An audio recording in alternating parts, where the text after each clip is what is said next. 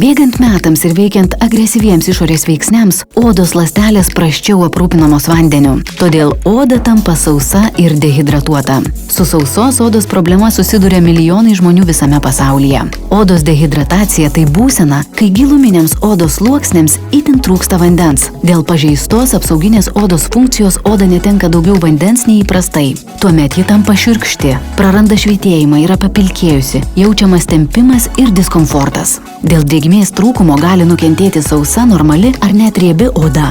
Era Estetika Venue estetinės ir lazerinės medicinos klinika pristato Intraceuticals odos puoselėjimo procedūrą, kurios metu aukšto slėgio deguonies srove oda prisotinama hialurono rūgšties bei serumais, kas intensyviai drėkina odą ir aprūpina ją gyvybiškai reikalingomis medžiagomis, palaiko odos drėgmę ir suteikia akivaizdų švytėjimo efektą iš karto po procedūros. Intraceuticals terapijos metu išvalytas deguonis aukšto slėgio srove purškiamas tiesiogiai į odos ląsteles. Kartu su deguonimi patenka ir specialus Intraceuticals serumas, kuris sudėtyje turi veikliųjų medžiagų. Taip odą jisai giliai išdrėkina, taip ją atjaunina, suteikia ypatingo švytėjimo, skaistumo, elastingumo. Oda atrodo žymiai lygesnė ir stangresnė. Taip yra apsaugomas ir odos fiziologinės funkcijas, taipogi jinai tampa atsparesnė. Intraceuticals deguonės terapijos procedūros metu skatinama nuosava hialurono rūgšties sintezė. Įsilygina odos paviršius, paviršinės raukšlelės, oda pradeda sveikai spindėti. Intraceuticals procedūros atliekamos ir pačiose ploniausiose vietose, tokiose kaip sritis apie akis ir lūpas.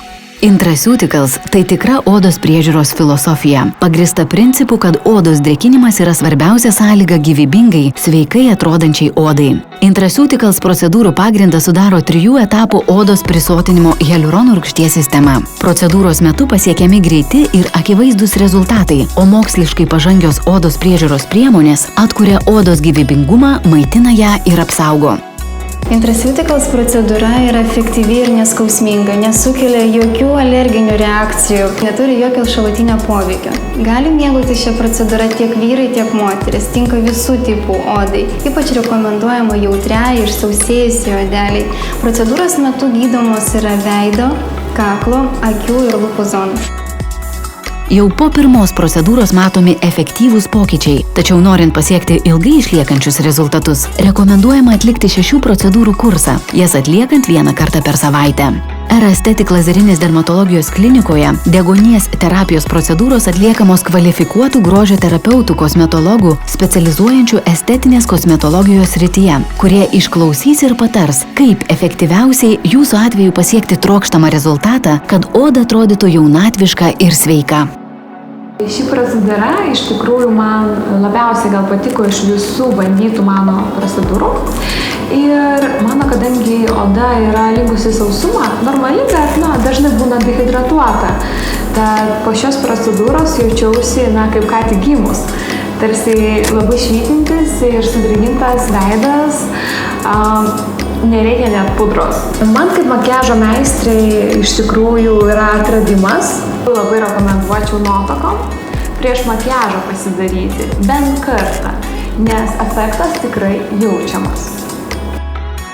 Intraceuticals žymiausių pasaulio grožio terapeutų vertinama kaip numeris 1 ir apdovanota Prix Pierre Antoni Purl Innovation Award už išskirtinę inovaciją kosmetologijos srityje. Tai viena populiariausių veido procedūrų visame pasaulyje. Ši deguonės veido terapija yra neatsiejama odos priežiūros programa tokioms įžymybėms kaip Madonna, Eva Longoria, Naomi Campbell, Victoria's Secret modeliams Kim Kardashian, Cher, Fergie, Miranda Kerr, John Galliano, Channing Tatum ir daugeliui kitų, kurie visi kaip vienas kartą išmėginę šią procedūrą tvirtina, jog deguonės veido terapija tai procedūra, grąžinanti veidui nepriekaištingą sveikumo išvaizdą ir pojūtį. Būkite tikri, kad po Intraceuticals deguonės procedūros pamatysite ne tik skaisčios ir spindinčios odos rezultatą, bet poveikiu džiaugtis galėsite ilgą laiką.